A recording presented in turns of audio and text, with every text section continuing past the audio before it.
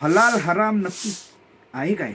यामध्ये मुसलमानांच्या दृष्टिकोनातून मांस या संदर्भात जर बघितलं तर डुकराचं मांस आणि दारू किंवा अंमली पदार्थ यांना हराम मानलेलं आहे. ज्या पदार्थांमध्ये या हराम गोष्टींचा समावेश नाही ते त्यांच्या दृष्टिकोनातून हलाल आहे. परंतु हे हलाल आणि हराम हे समजून घेताना आणखीन एक गोष्ट समजून घेतली पाहिजे की त्यामध्ये मुसलमानांसाठी गाय सुद्धा हलाल आहे आणि म्हणून एखाद्या उत्पादनावरती जर हलालचा शिक्का असेल तर त्यामध्ये खात्रीशीरपणे म्हणता येईल की त्या डुकराचं मांस नसेल, डुकराच्या चरबी नसेल किंवा त्यापासून बनवले जाणारे इमल्सिफायर प्रिझर्वेटिव्ह नसतील, परंतु त्यात गायीशी संबंधित हे पदार्थ असण्याचा, इमल्सिफायर असण्याचा, गायीची चरबी असण्याची शक्यता मात्र मोठी आहे.